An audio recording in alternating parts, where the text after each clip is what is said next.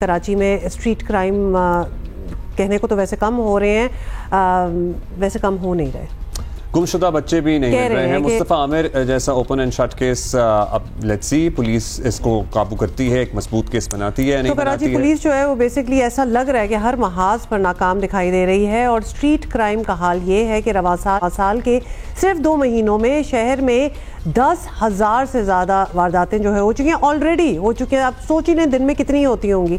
12 अफराद जो हैं वो डकैती, मुज़ाहमत पर कत्ल और कोई 41 जो है वो ज़ख्मी भी हो चुके हैं। गुज़िश्ता साल शहर में 100 से ज़्यादा अफराद स्ट्रीट क्रिमिनल्स के हाथों जाँ बहक हो चुके हैं। ये पूरी हमने आपको एक फहरिस्त जो है दी हुई है। एक बड़ा ही वैसे सेंसिटिव इशू होता है, मतलब महीना होता है, स्ट्रीट क्रिमिनल्स बिल्कुल एंड में बेकाबू हो जाते हैं। काशिफ मुश्ताक हमारे साथी हैं, मौजूद हैं और उनसे हम मालूम करते हैं। सबसे पहले तो जो बच्चे किडनैप हुए थे, सारिम का वाक़या हमने देखा, उसकी क्या ट्रैजिक एंड सामने आया। और फिर वो जो 2 बच्चे गुमे थे उनका पता नहीं क्या बना। आप जब लाहौर गए हुए थे तो काशिफ हमारे पास आए थे और उनसे थोड़ी सी हमने अपडेट भी इस हवाले से ली थी, लेकिन तब भी काशिफ कुछ खास था नहीं। खास तौर पे सारिम के वाक़े में किसको गिरफ्तारियां क्या हुई क्या नहीं, उसके पहले पता चला था कि जी असॉल्ट हुआ, फिर मारा गया, उसके बाद ऐसी कोई बात दोबारा हुई नहीं। वो जो 2 बच्चे गुमे थे वो तो लगता है गायब ही हो चुके हैं, उनका तो आगे पीछे कुछ पता चला ही नहीं। ऑल्दो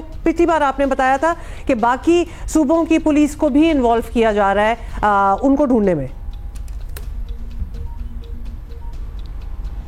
हुमा बिल्कुल ऐसा ही है। सबसे पहले बात करते हैं सारम की। तो सारम के हवाले से जो तहकीकाती टीम बनाई गई थी और इसके हवाले से जो DNA टेस्ट भी करवाया गया, पुलिस की जानिब से ये दावा किया गया कि जो DNA टेस्ट मेडिकल बोर्ड ने किया है वो ठीक नहीं किया।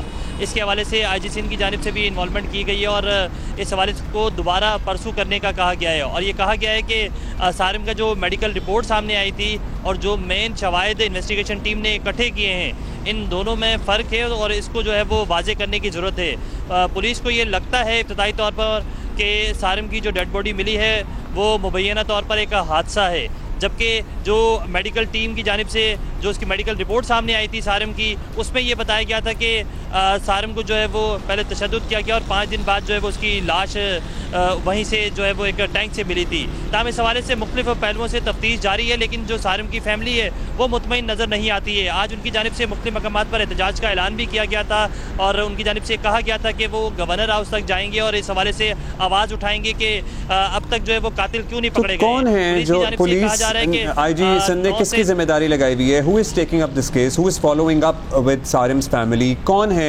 कोई कमेटी बनी हुई है, नहीं बनी हुई है? वो किसी क्लू तक पहुंचे नहीं पहुंचे? मतलब ये तो बिल्कुल ही 2 मुख्तलिफ चीज़ें हैं। पुलिस का कहना कि मुबैना तौर पर ये एक्सीडेंट हो सकता है, लेकिन ये साबित हुई थी बात मेडिकल में कि बच्चे के साथ ज्यादती हुई है और फिर उसे मारा गया है। बिल्कुल, मेडिकल रिपोर्ट जो सामने आई थी उसमें यही बताया गया था कि सारिम को जो है वो मुबैना तौर पर जो है वो उससे ज़्यादती हुई है और उसके बाद उसे कत्ल किया गया है। ताहम जो DIG वेस्ट हैं इरफान बलोच, हमारी उनसे तफसीली बात हुई, उनकी जानिब से बताया जा रहा है, जो कि इस कमेटी के हेड भी हैं, और उनकी जानिब से भी ये शुबा जाहिर किया जा रहा है कि उनकी जो इन्वेस्टिगेशन टीम थी उसकी जानिब से जो तहकीकात की गई, उस तहकीकात में ये चीज़ सामने आई है कि ये एक हादसाती मौत लगती है।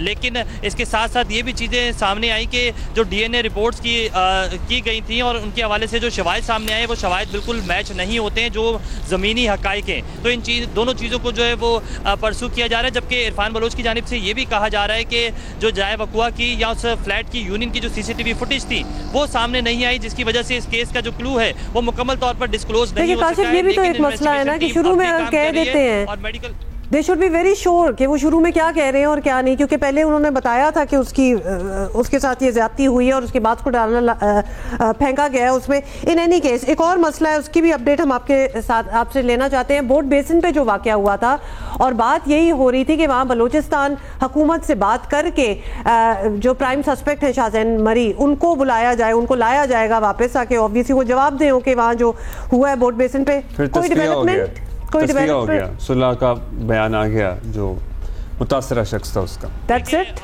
उन दोनों के दरमियान जो है वो गुज़िश्ता रोज़ी डीआईजी साउथ की जानिब से बताया गया कि सुलह हो गई है, लेकिन जो मुकदमा दर्ज हुआ है उसको परसू किया जाएगा।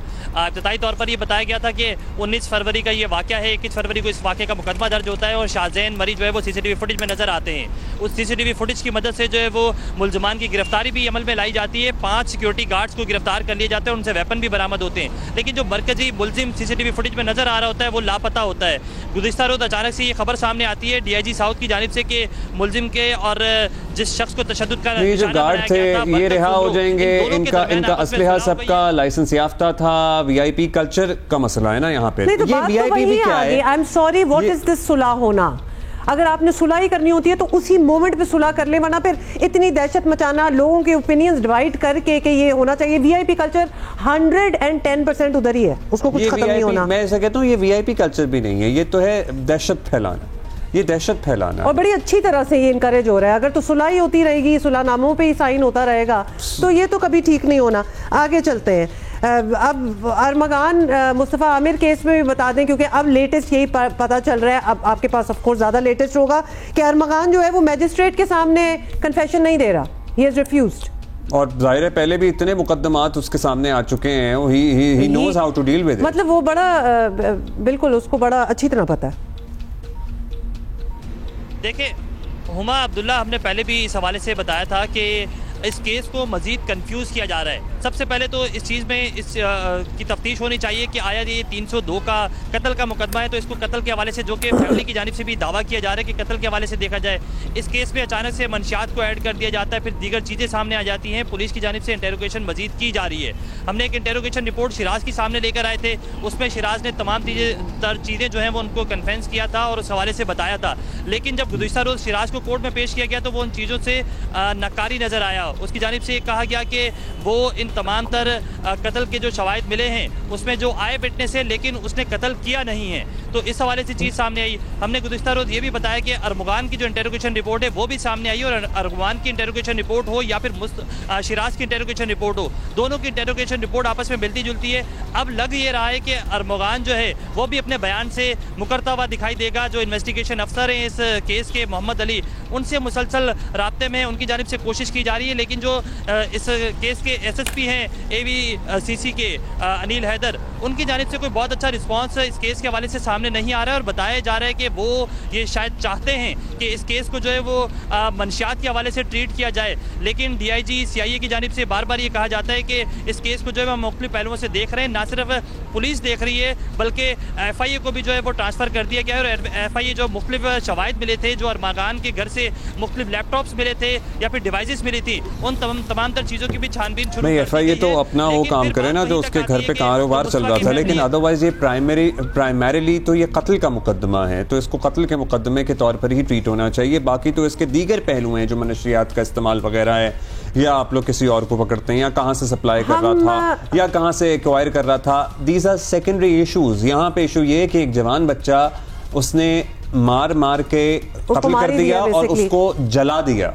This is the issue. Kashif, लेकिन हम बहुत शुक्रिया काशिफ, आपने हमें अपडेट दिया। लेकिन हम इधर बैठे हुए लिटरली ये डिस्कस कर सकते हैं, यहाँ हम और वहाँ आप अपने घरों में, क्योंकि होना क्या है, अब हमें कोई तो पॉजिटिविटी नजर आए ना कि जी इन द पास्ट बहुत बड़े केसेस थे। नूर मुकद्दम एक बहुत बड़ा केस था, उसके अलावा एक हमारे बड़े टॉप जर्नलिस्ट हैं, उनका बेटे ने अपनी बीवी को मार दिया इस्लामाबाद में। मतलब बहुत बड़े केसेस आए हैं, क्या निकलता है एंड में?